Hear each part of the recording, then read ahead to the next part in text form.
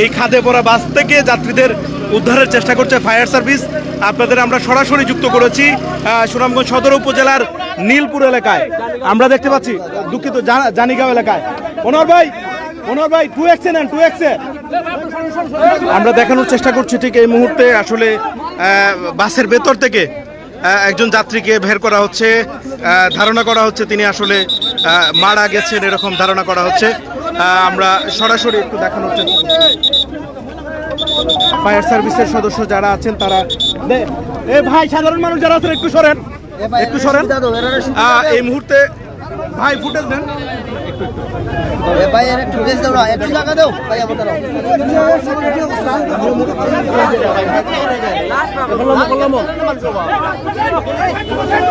আসলে মানুষ সরেন। ঠিক এই মুহূর্তে একজন ইন্না লিল্লাহি ওয়া ইন্না ইলাইহি রাজিউন, এই মুহূর্তে একজন মহিলা আসলে তিনি মারা গেছেন এই সড়কে। ফায়ার সার্ভিসের সদস্যরা এসে তাকে মৃত উদ্ধার করেছে। অন্যান্য যারা ছিল তাদেরকে জীবিতই পাঠানো হয়েছে হসপিটালে, এমনটি জানিয়েছে স্থানীয়রা। আমরা একটু দেখানোর চেষ্টা করছি যে আসলে এলাকার স্থানীয় সদস্য যারা আছেন তারাও প্রাথমিকভাবে আসলে সড়ক দুর্ঘটনার কবলে পড়ে পুরো বাসটি উল্টে যায়। আমরা যদি একটু দেখানোর চেষ্টা করি, পুরো বাসটি একদম উল্টে ধুমড়ে মুচড়ে যায়।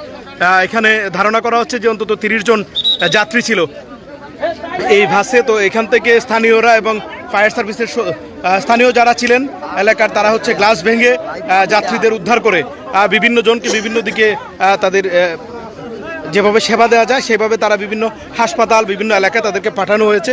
আমরা এই দৃশ্যটুকু একটু যদি দেখানোর চেষ্টা করি। ভাই লাইটটা কার, একটু যদি লাইটটা দিকে একটু ধরতেন, একটু আমরা দেখানোর চেষ্টা করছি। এই যে এই দিক দিয়ে আসলে স্থানীয়রা এখানে এই গ্লাস ভেঙে আসলে এখানকার জানিগাঁওয়ের বাসিন্দা যারা আছেন তারা এই দুর্ঘটনার সাথে সাথেই কিন্তু এখানে এসে এই গ্লাস ভেঙে স্থানীয়রা তাদেরকে উদ্ধার করেছে। উদ্ধার করে তাদেরকে হাসপাতালে পাঠানো হয়েছে। তবে এখন পর্যন্ত নিশ্চিত নয় যে আসলে কারা কারা দুর্ঘটনার কবলে পড়েছেন। কিন্তু এই মুহূর্তে ফায়ার সার্ভিসের সদস্যরা এসে আসলে একজন মৃত নারীকে বের করেছে, যেটি বলা চলে যে আসলে যে অবস্থা বের করা হয়েছে, ধারণা করা হচ্ছে তিনি মৃতই। ফায়ার সার্ভিসের সদস্যরা দীর্ঘক্ষণ চেষ্টার পরে এদিক দিয়ে আসলে বাসের একটা অংশ কেটে মূলত ভেতরে প্রবেশ করে তারা ওই নারীকে উদ্ধার করেন এবং এখানে তারা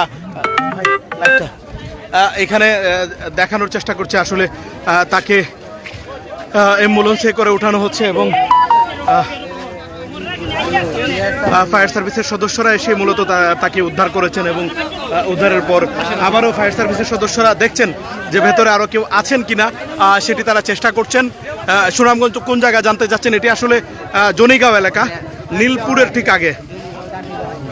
জানিগাঁও এলাকা, সদর উপজেলার জানিগাঁও এলাকা, নীলপুরের ঠিক আগের এলাকাটি, নীলপুর বাজারের আগে। এখানে আসলে কি উনি কি মারা গেছে না জীবিত আছে?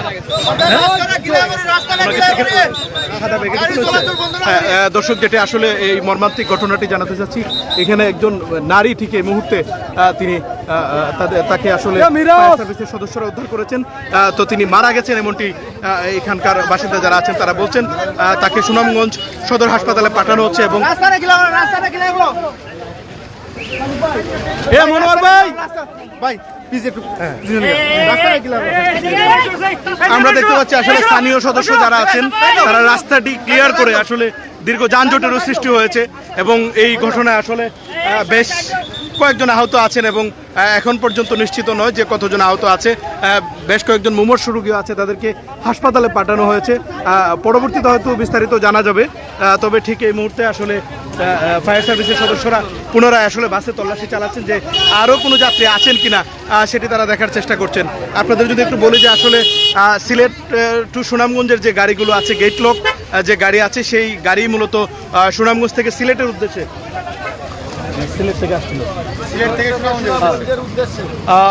যেটি সুনামগঞ্জের ঠিক একদম কাছাকাছি এসেছে। সিলেট থেকে আসলে সুনামগঞ্জের উদ্দেশ্যে সেটি আসছিল।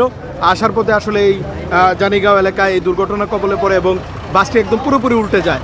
উল্টে যাওয়ার সাথে সাথে এখানকার স্থানীয় বাসিন্দা যারা আছেন তারা এগিয়ে এসে আসলে এখানকার যে বাসটি যে দুর্ঘটনার কবলে পড়েছে সেই বাসটির গ্লাস ভেঙে এখানকার স্থানীয়রা যাত্রী যারা ছিলেন তাদেরকে উদ্ধার করে তাদেরকে হাসপাতালে পাঠানো হয়েছে। এদের মধ্যে বেশ কয়েকজন গুরুতরও আছে, তাদেরকে সুনামগঞ্জ সদর হাসপাতালে পাঠানো হয়েছে। একই সাথে ঘটনার খবর পেয়েই দ্রুত ফায়ার সার্ভিসের সদস্যরা এখানে এসেছেন। সদর থানার ভারপ্রাপ্ত কর্মকর্তার সাথে আমাদের কথা হয়েছিল, তিনিও বলেছেন যে আসলে সদর থানার পুলিশও এখানে এসেছে। তো এখান থেকে যেটি বলা চলে যে আসলে পরবর্তীতে ফায়ার সার্ভিসের সদস্যরা এসেও কিছু যাত্রী উদ্ধার করে তাদেরকে পাঠানো হয়েছে।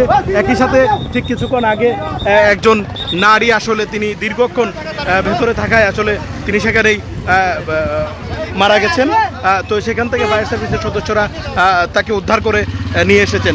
আমরা যদি একটু দেখানোর চেষ্টা করি, ফায়ার সার্ভিসের সদস্যরা আবারও একটু দেখছেন যে আসলে ভেতরে কিছু আছে কিনা। আর আমরা দেখতে পাচ্ছি যে পুলিশের সদস্যরা এখানে এসেছেন, সদর থানার যারা আছেন তারা এখানে এসে এখানকার পরিস্থিতি কি আসলে জানার চেষ্টা করছেন, স্থানীয়দের সাথে কথা বলছেন। এবং যদি দেখা যায় আসলে বাসের এখন পর্যন্ত কিন্তু লাইট জ্বলে আছে, কিন্তু ভেতরে আরও কেউ আছে কিনা সেটাও তারা দেখার চেষ্টা করছেন যে ভেতরে আরও কেউ আছে কিনা। তো এই দিক দিয়ে একদিক দিয়ে আসলে বাসটি একদম পুরোপুরি উল্টে গেছে, একদম পুরোপুরি উল্টে গিয়ে আসলে এখানে এই মর্মান্তিক ঘটনা ঘটেছে এবং একজনের লাশ এখন পর্যন্ত উদ্ধার করা হয়েছে। বাকিদেরকে স্থানীয়রা আসলে গ্লাস ভেঙে ফায়ার সার্ভিসের সদস্যরা এসেও তাদেরকে সহায়তা করেছেন। তাদেরকে বেশ কয়েকজন গুরুতর আহত আছেন, তাদেরকে হাসপাতালে পাঠানো হয়েছে। তো হাসপাতালে 7-8 জন। যাত্রী কতজন ছিল? আমরা একজন স্থানীয়র সাথে কথা বলি। আপনি ছিলেন শুরুতে? আচ্ছা, কি বলেন তো একটু ঘটনাটা। আচ্ছা, আসার পরে হাত ব্রেক মারার পরে গাড়ি আউটলেটের বাইরে চলে গেছে। মানুষ বাকরছি, বাকরার পরে ও মহিলাটারে বাকরা গেছে না, আমরা কমতি আনছি আইনা তো যাত্রী কতজন ছিল আনুমানিক? মানে গেট লোক তো এটা মানে পুরোপুরি 30 জনের একটু বলেন তো আসলে কি দেখলেন এখানে ঘটনাটা। এখানে বলছি ভাই, আমরা এখানে দোকানে বসছিলাম, এখানে গাড়ির শব্দ আওয়াজ ভাই আমরা এখানে আসছি, আইআরএসসি গাড়িটা রোড নাম্বার পড়ে গেছে। আমরা রুগীতে অনেক রুগীতে গাড়ি থেকে ভিতর থেকে ঠান্ডা পা করছি, মেডিকেল দিচ্ছি, গাড়িতে উঠাইয়া। এরপরে একজন মহিলা রয়েছে, মহিলারা পা করতে পারছি না আমরা। খুব চেষ্টা। যাদেরকে পাঠাইছেন এদের মধ্যে আহত আছে? আহত আছে, মাথা ফাটা আছে, হাত ফাটা আছে। এরপরে ফায়ার সার্ভিসে আমরা ফোন দিছি, ফায়ার সার্ভিসে ফোন দিছি, লোকাল থানায় ফোন দিছি। আসলে বলছেন এখানকার স্থানীয় বাসিন্দারা এবং তারা উপস্থিত মুহূর্তে যারা এসে আসলে বাকি যাত্রীদের উদ্ধার করার চেষ্টা করেছেন এবং তাদেরকে